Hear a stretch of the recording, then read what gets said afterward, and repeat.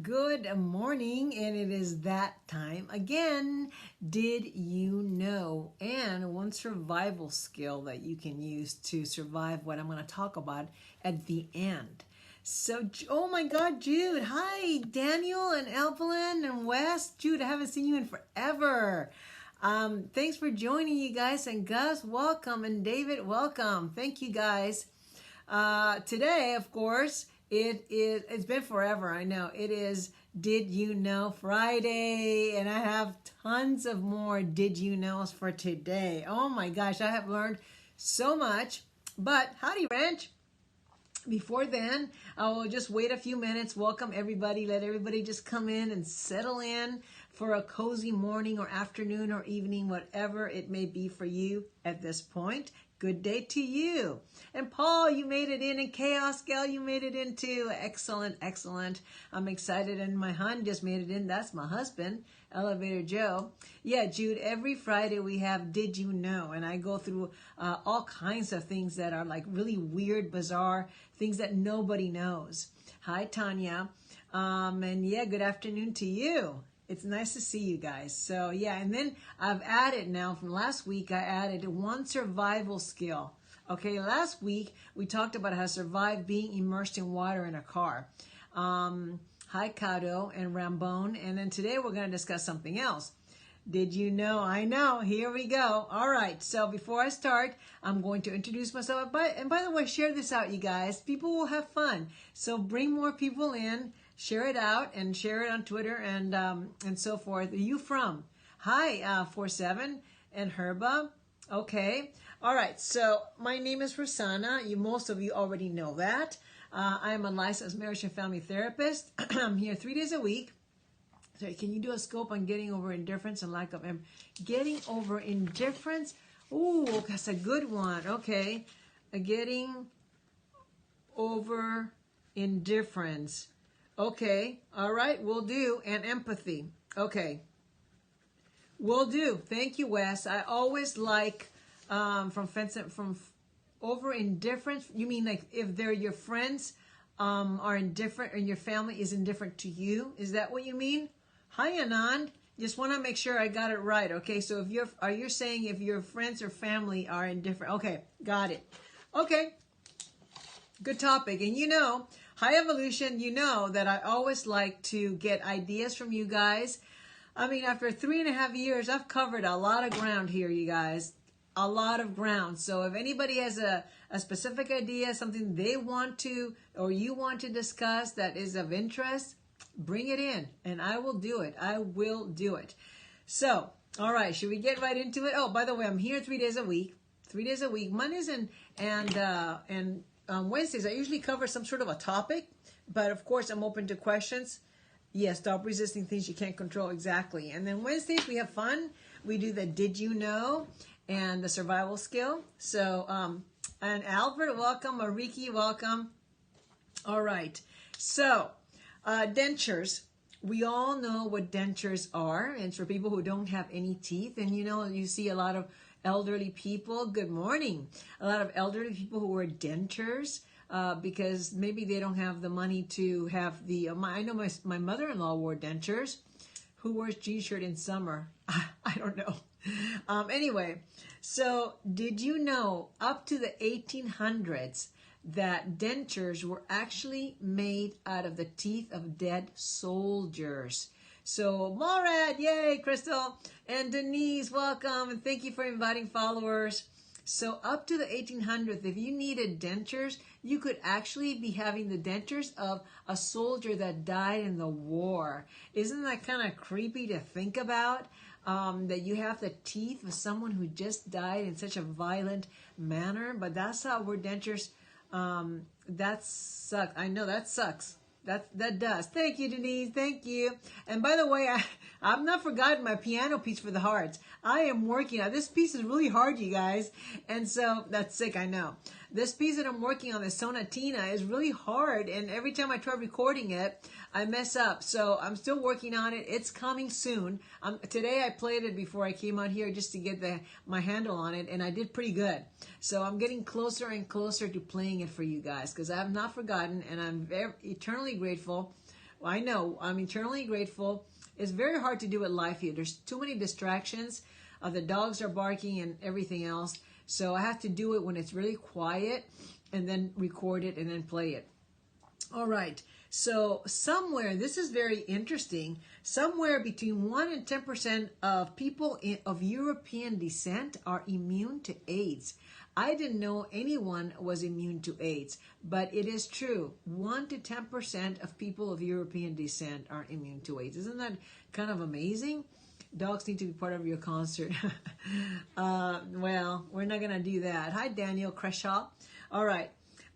Did you know? Okay, everybody knows what macaroni is, right? Macaroni and cheese. People love macaroni and cheese. And I make some really good vegan macaroni and cheese. But did you know, in the 1700s, macaroni wasn't for macaroni and cheese. No, it was a term used for a fashionable man. Yes, so macaroni had a completely different meaning back in the 1700s. A fashionable man. Hey, he's a macaroni. Oh my God. That's pretty funny, right? So you see some guy and go, wow, look at that macaroni. So you can always, if you see somebody now, you can go back to the 1700s and call a fashionable man. Although I don't know, are there any fashionable men still around?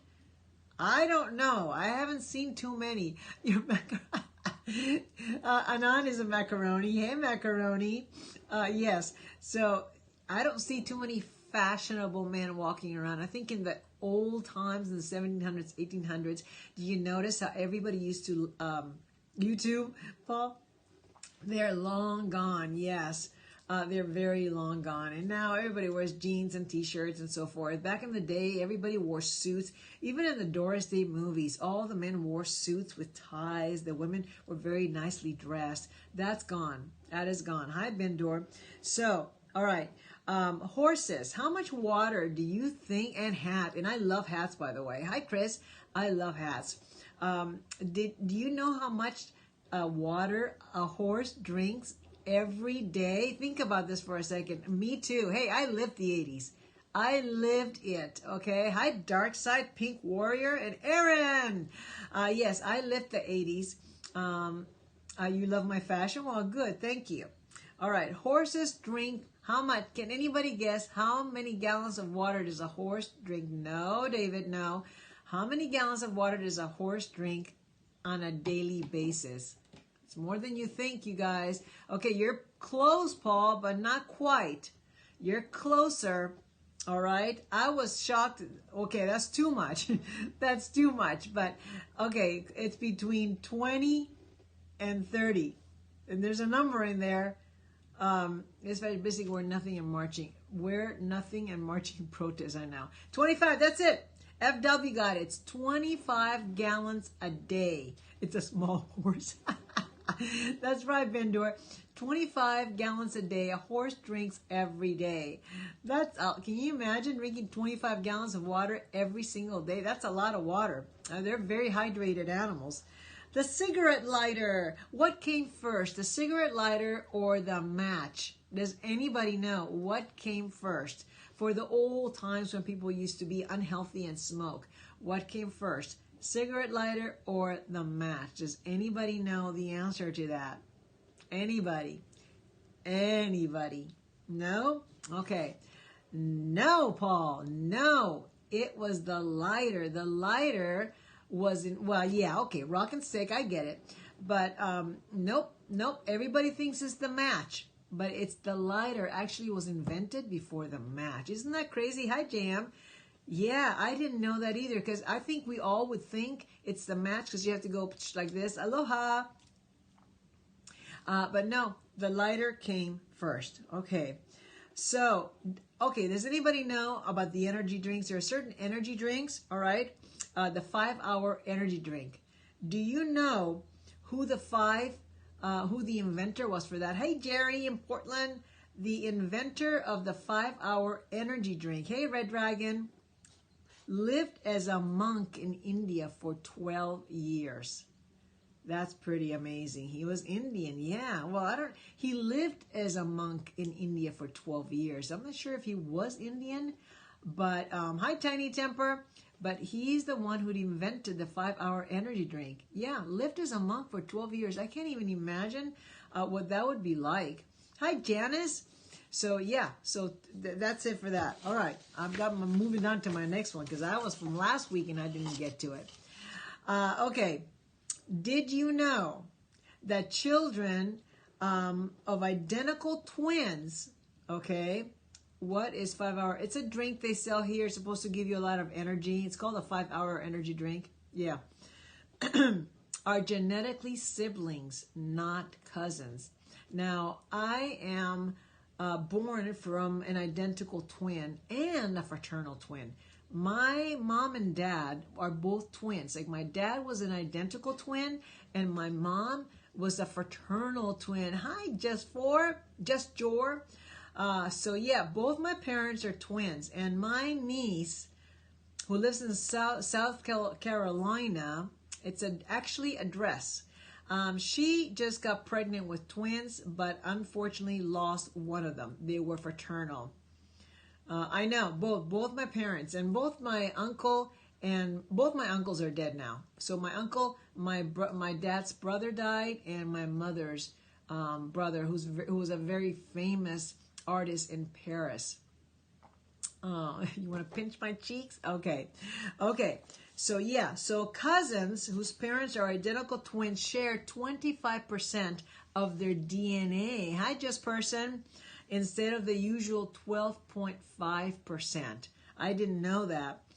So while full siblings are 50%, their DNA half siblings share 25. Thank you, Paul, for inviting followers.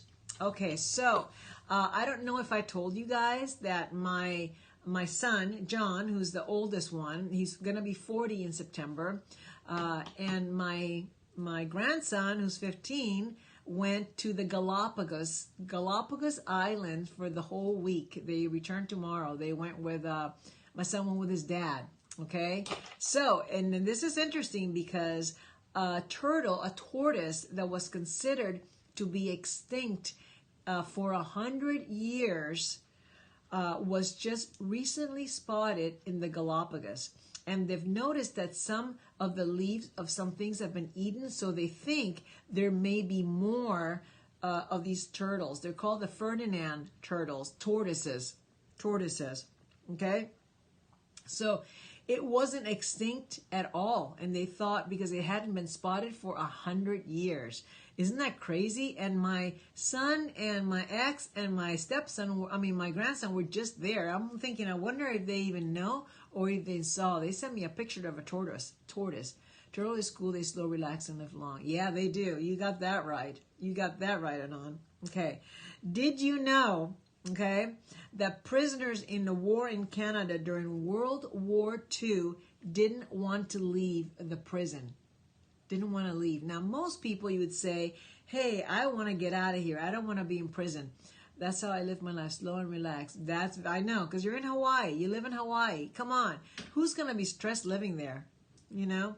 So, of the 30,000, listen to this, you guys, of the 35,000 German soldiers, sailors, airmen, and potential insurgents that were incarcerated in Canada in World War II, a whopping 6,000 of them did not want to leave after the war ended in 1945. The war ended in 1945. Yeah, exactly. So according to Canada's Military History magazine, at these Canadian camps, prisoners were given paying jobs. They were able to enjoy handball, boxing, wrestling, gymnastics, tennis, skating, and tons of activities, all right? So there was also mutual respect between all the prisoners there. Hi, Prince Red. And they even were loaned rifles to go hunting, okay? So it's no wonder then that 6,000 of these prisoners did not want to leave. They were happy, their jobs, recreation, they could do sports, they respected each other. So Canada is not a bad place to be imprisoned if you're going to be there, because they're afraid of Canadian winter, so they want to stay inside. I think they were, maybe they were afraid of Canadian winter, but they were enjoying the all the amenities of the prison. Hi, Luck Dog. Okay. How long do you think it would take to drive into space? Drive with a car. If you could drive into space, to be in space, how long do you think it would take you? All right. See if anybody can guess this one. I was pretty amazed. I was shocked, actually. I was not expecting that. Did you know that you could, maybe they have pretty lady officer like, oh, that's funny. No, it's even less than that. It's even less than that. Way less than that, Paul. But thank you for guessing. No, it actually would take 1 hour. You're closer, David. 1 hour to drive. Nope, 1 hour to drive into space if you could literally drive. So if you got into your car, turned on your ignition, and drove up to the sky at 60 miles per hour, it would just take you 1 hour to get into space. Of course, that means you'd have to drive vertical angle and all. Okay? But think about that. Isn't that kind of a fun thing to think about? That in 1 hour, if you could actually drive there, 1 hour you'd be in space. You know, the scene in Greece. The scene in Greece. I don't know which scene in Greece. I saw that movie. I loved it. Sure, the jail not like Orange and New Black. Yeah, I haven't seen Orange is the New Black. I've heard it's good, but I haven't seen it. Oh, cargo. Oh, yeah. Okay. All right. Okay, how many people like cornflakes? Now, I don't eat cornflakes, but I've eaten cornflakes in the past. How many people even know, hi PDS, what a cornflake is? Does anybody know what a cornflake is? And have you eaten cornflakes? Because this is a pretty amazing thing. It could be pretty profitable to eat cornflakes. It's a good series. Oh, is it? Okay. Good to know. Maize. No, it's cornflakes is a cereal.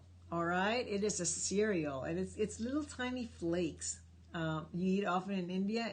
Husk of a corn. Yeah, I'm not sure what it's made out of, but it's a little flake. They just look like little crispy flakes. They're actually not bad. I mean, when I used to eat that. But one of the flakes of cornflakes, hi there, real nice and quiet, were made to deter men from being with themselves. Okay, I don't know what that means. All right, so somebody sold, hi Eduardo, somebody sold one of the cornflakes that looked like the shape of Illinois. They sold it, well, that's corn, yeah. They sold it on eBay, and can anybody guess for how much did they sell this little tiny cornflake that had the shape of Illinois? Can anybody just even imagine this? I could not imagine. I was shocked. I still am shocked. What people can sell on eBay is amazing, and I'm going to talk about something else too that's coming up.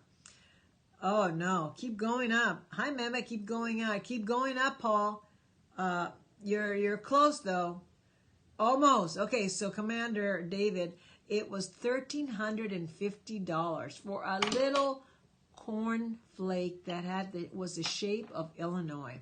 Why anybody would want to buy a little piece of cornflake that was the shape of Illinois, I don't know. But I wonder what they're going to do with that little flake, because they can break very easily. I know, they can break very easily. So, you know, I don't know. Hi, Tintin. So I don't know why they would do that, but they did. $1,350. Someone actually, Americans are crazy. Yeah, somebody actually purchased it. Okay, you know. Okay, Arizona Capitol. The amount of copper on the Arizona Capitol building roof is equivalent, listen to this, to 5 million pennies. 5 million pennies. That's a lot of pennies. 5 million. Can you imagine having to count 5 million pennies? Yeah, that's the amount of copper on the roof of the Arizona Capitol. 5 million pennies. That would take you a lifetime to count those. A lot. All right. So that's pretty crazy. All right. Squirrels. Who loves squirrels? Hi, Tony and Edgy sir. Squirrels. We have a lot of squirrels here in our town.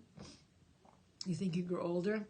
Yeah, we have a lot of squirrels here, but squirrels are responsible for most of the power outages in the U.S. And I did not know that. That's news to me, but there are a lot of squirrels here. They're all over. They're climbing trees or down the street. I see some dead ones, you know. You chase the squirrels? Yeah, well, the squirrels are responsible. And this is how it happens. The American Public Power Association says that the squirrels are the most frequent cause of power outages in the U.S. Okay, they have even developed a data tracker for these squirrels. It's called a Squirrel Index. Squirrel Index that analyzes the patterns and timing of the squirrel's impact on the electrical power system. It turns out, good job, Squirrel Buddy. It turns out the peak times of the year squirrels attacks are from May to June. So we're right in that time right now, and October to November. This is when squirrels make their most damage to the electrical system. How much does a cloud weigh? Does anybody know how much a cloud weighs? I want to know what you guys think about that, because you're going to be shocked, very shocked. You're not going to know this, did you know? A cloud, welcome Alex, first day on Periscope, and Puchestevanek. I can't even say that name. All right, who can tell me how much a cloud weighs? You're going to be shocked. 1 million pounds? You're good, David. You're pretty good. Clouds are not as light and fluffy as they appear. No, they're not. In fact, researchers say they found that clouds weigh about 1.1 million pounds. Where's your torching its animals? Too many clouds in Hawaii lately. Way too cloudy. No Kona winds to blow them away. Oh, well, now imagine those clouds weighing 1.1 million pounds. Woman of a dream. Okay, that's amazing. I mean, I thought clouds were just very light and fluffy like cotton, that there was actually no substance to them, no weight, but really there is. Hi to the George. Thank you for the super hearts, George. Thank you so much. A lot of weight above our heads. I know. So imagine that. I was very shocked to hear that. All right, so the Apollo 11, they just had a series on the Apollo on, can I buy those clouds with my credit card? No, they're not for sale. So the Apollo 11 used hundreds of autographs as insurance. And listen to this. This was very interesting. I did not know that, and I'm sure you did not know that. Hey, Steve-O. Okay, Neil Armstrong and the Apollo 11 crew faced the real chance that they wouldn't return because the mission was so dangerous. You know, they were the first people that went to the moon. And so they were very worried that they weren't going to be able to come back and survive that mission. So that meant that if they left and never came back, that would leave their entire families without any financial support. Exhibition at the Rose Bowl. Oh, they do. Oh, hey, Denise, are you going to be volunteering for the Super Bowl or the Rose Parade this coming year?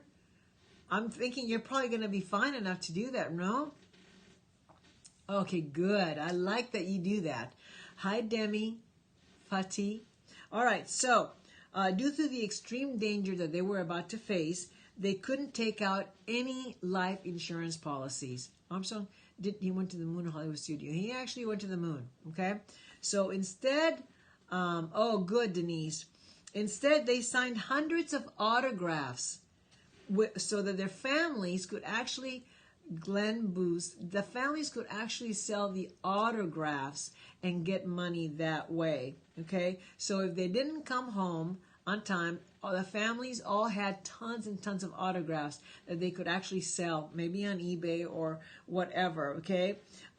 They were selling as much as $30,000, which doesn't seem, hi David, which doesn't seem like a lot of money. Maybe back then it was, but that, you know, $30,000 for, you know, losing your whole family or your husband up in space. You would love to go to the moon. I know, you know, Tesla, I think, was working on getting just regular citizens to be able to go to the moon, I think, or maybe another planet, but he was working on that. All right. Who has cats? Who has cats? I now have a cat that adopted us. But I didn't know the first thing about cats. Nothing, zero. I have always had dogs. But this little particular cat, Kit Kat, if you've seen him on Instagram. Hi, Miss Andrew. He kind of adopted us and now he stays with us. I didn't know that they didn't meow to anybody. Hi, Lens. They only meow to humans.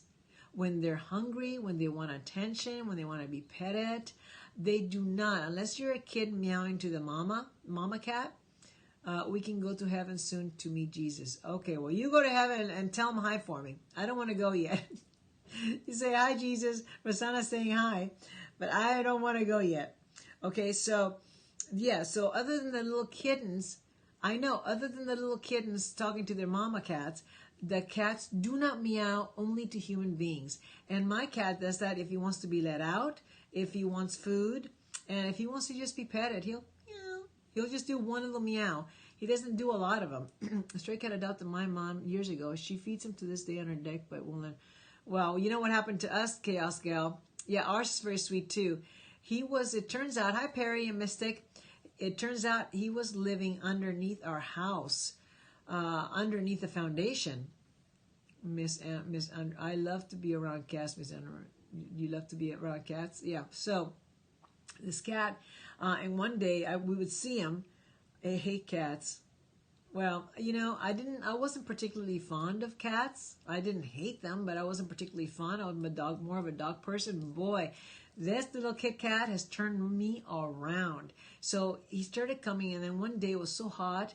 It's almost been a year. I said, oh my God, I got to give him some food. Only thing I had was dog food. So I gave him a few kibbles of dog food and some water. And then after that day, he came back. We got cat food. And I would put it in the little, on the little back side of the house. Then it started getting very hot. And then, only cat I love is one cartoon. Then it started getting very hot. And then ants started crawling all over the food. So I moved the food to the porch. This is the how it all happened. I moved the food to the porch, and then from the porch he would hi Egg God. He would stand in the door by the sidelights just looking in, and I'm thinking we can't let him in. We've got the dogs, right? We got the dogs. We can't let him in, and eventually he tried getting in one time, and you know one thing led to the next, and now he lives here. He's inside. He's on top of the table as I speak, just sleeping. He has tons of sleeping areas, and he is adorable. He sleeps sometimes on our bed. Cats are selfish and smart. They poop outside. Yeah, cats are very smart. Boy, this one is very low maintenance. You put his food, his water, and that's it. Easy. All right, let's move on. So I didn't know that about cats, but now I do know. All right, New Orleans. New Orleans has a hotel called the Roosevelt Hotel, and they offered up $15,000 for anyone who would return the most interesting thing they have ever stolen. I am doing well, Manco. Thank you. So, in March of 2019, this just happened. The Roosevelt Hotel in New Orleans decided to celebrate its 125th year anniversary by offering free 7-night stay in its presidential suite, along with complimentary private dinners and spa treatments worth a whopping $15,000. But this wasn't a standard giveaway, they say. The prize was only available to the person who returned the most outrageous item ever stolen from the hotel. So you had to, hi money lover, you had to return the most amazing, the most outrageous thing that you ever stole. And I guess people steal stuff from the hotels. I don't know what they steal, but they steal outrageous things. And if you turned it in, boy, you got a lot of 7-day stay, spa treatment, presidential suite. Wow. I wish I'd gone there and stolen something, but I would never do that. Hi, Tail Dogger. What a smart idea. I know. That's pretty good, huh? I don't think they're going to do anything to the people. At this point, maybe they just want their items back, whatever was stolen. Maybe it was really important stuff. All right. Swans. Aren't the swans just beautiful? Well, did you know that the Queen of England owns all the swans. She owns every single swan, and they mate for life, you know. So according to British law, hi Odelia, according to British law, any unclaimed swan swimming in the open waters of England and Wales belongs to the Queen. Nice to see you. They are beautiful, and they mate for life. They're just a very beautiful, I guess that's what they say, from a duckling to a swan or whatever, right? Hi, Junior. So the law originated in medieval times when the swans were a delicacy for the wealthy, okay? So it still stands today. All right, listen to this. Oh boy. How many people like fortune cookies? I love fortune cookies, especially when you go to a little Chinese place or whatever, and they give you like the fortune cookie. Oh, I mean, she was owning me when she ruled India. Now we kicked her out. Oh. I gotta go and grab a acai bowl. Ooh, nice, Jim. JM. Okay, breakfast time. All right. Thank you. Enjoy your beautiful day in Hawaii. Hawaii. Hey, David. Have a wonderful breakfast. I love acai bowls. Okay, so I'm not a sweet guy. I'm a spicy lover. Hey, I'm Indian. All right, that's okay. A fortune cookie company. I know. A fortune cookie company once foretold the lottery, resulting in 110 winners. Can you imagine? You go to the restaurant, you look at your fortune, it's got the lotto numbers, because they all have the little lotto numbers in the back. I like to eat the fortune cookies more than reading the fortune. I like to do both. I like to eat the fortune cookie, but I always read it because, you know, sometimes it's pretty good little tidbit of wisdom, right? Hi, Cobra. I like dark chocolate, yes. Okay, so in 2005, there were shocking 102nd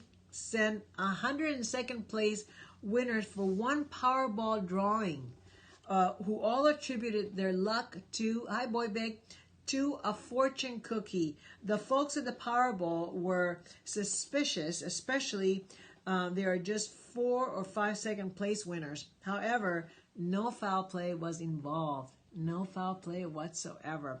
Wanton Food, a Chinese fortune cookie distribution factory in Long Island, Queens, Long Island City, Queens. Can I see your book reading? Can I see the book you're reading these facts? I don't have a book. I don't have a book that I'm reading the facts. So they're excited. So people won. Each winner took home between $100,000 and $500,000. All because they played the little number on the back of the fortune cookie. Isn't that incredible? Okay. Women, they can be the only ones to have babies, but they're very unique. And some women are able to accomplish incredible things because of their anatomy. So, hi, Warmel. Nice to see you. How are you feeling? A woman with 2 uteruses gave birth to twins less than a month after having a baby. No book, cleverly. Yeah. Well, I have to look these up because I don't know all these facts. Did you know? I don't know all these facts, but fascinating. And we're going to go on to, hi, Mola. Had babies, my hair will stick out of shock. No man has ever had a baby. No. Unless it's been a woman who became a man, like a transgendered male. Maybe that, but that's still a woman having a baby. All right. So she gave birth to twins less than a month apart because she had 2 uteruses. That's a very bizarre thing that doesn't normally happen. Okay? So when most people have a baby, they typically wait a little while before even thinking about having another one, right? Yeah, that's I think for most people. Oh, good. I'm so glad. But that wasn't an option for one woman in Bangladesh.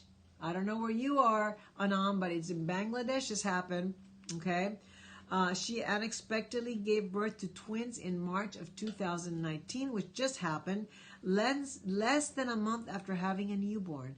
So you're having your little newborn, like, oh, so cute, and then a month passes by, and she's got twins. Wow. Yeah. That's crazy. All right. I'm going to save the rest because I did a lot of them to next time. But now, before I end, we're going to talk about surviving being stuck in a car in a snowstorm. How do we do that? How can we survive being stranded in a car during a snowstorm? Okay. And they just been an arrested missing student from Utah. They have evidence that she was, oh my God, why are you so beautiful? I don't know. I don't even know that I'm so beautiful, but if you think so, I'll take it. I'll take it and run with it. Okay. So we'll save the did you knows for the next week, but snowstorm, I've been in a few in Canada. Okay, so now I'm going to talk about, somebody else wanted me to do that. Yeah, that is horrible. So the best thing in surviving a snowstorm is never to be stuck in a snowstorm to begin with, never to be stranded. They could be dangerous. People have died in snow and being stranded, right? So the best thing that you can do before anything else, hi Keikoi, is to check your weather forecast. And if it looks really bad, maybe you should stay home. You know, she's in France. She is France vanilla mixed woman. That's just France. Did I hear a dog shake then? I have a dog here, Nemo. Okay, so best thing is to find out if you should even travel at all. But if you do, you want to pack some things in your car. For example, you want to pack up sand and a cat litter for emergency situations and keep that in the trunk of your car. Keep a wool blanket in there because it can get very cold in the car. So keep a cold wool blanket. Yourself warm. Yeah, you got to keep warm. So in case you get stuck, it helps with the freezing temperatures. The next thing, if you're not wearing the right footwear, carry an extra set of boots in the car because your feet actually could freeze. And you could get like, what do they call it? Not hypothermia. What do they call it when your limbs, you're a truck driver? Well, then you still have to have everything packed up. You have the wool blanket, the sand, everything. And we're going to talk a little bit more. But frostbite, that's it. Thank you. Yeah, you can get frostbite. People lose their toes all the time, especially people who are climbing Everest and they get stuck in their boots. They get frostbite. It's pretty horrible. One of the survivors of that one book, Thin Air, I think it was, he lost his nose to frostbite. Can you imagine? Okay, and take extra gloves, a scarf, just in case you're stuck. So be prepared if you're going to go and you know it's going to be snowing, but you have to go, you think you cannot wait, then be prepared. You wear shorts, oh my God, no. Well, make sure you have extra stuff in your trunk as a precaution. Make sure you keep everything as a precaution, okay? All right, first thing that you want to do is to never abandon your vehicle. First, don't panic, because if you panic, you can't think right. And that's with any situation. Remember, the same thing was last time when the car got immersed in the water. So do not panic and stay in your vehicle. Also keep your seatbelt. Snow is never cold. I have a blanket in my SUV for emergencies. I once had to pull over and use it under guys. Oh, wow. Good. That's a good idea. I do have a blanket in my car too. Payment, he was having a seizure. Wow. And you were able to help him. That's wonderful. Thank God you were there. Keep your seatbelt on, because even though you can't move, a car may be coming behind you and hit you. If it's too snowing, they can't see you, right? All right, so immediately notify the authorities, pinpoint your GPS location, and give that to them so they can start finding you. So I knew what to do, thank God. Oh my God, thank God for that, I know. Yes, have a phone. If you got your partner, kiss her now. That's where you're not going to be worried about making out at this time. You're working for survival. You're trying to survive this, okay? So make yourself very visible to other people that are driving by. Use a piece of colorful fabric. For example, if your car is white and now you're stuck in the snow, if you could have like a piece of red fabric or bright green or something, put it on top of the car so that you are easily viewed by other oncoming cars and maybe somebody from the top, okay?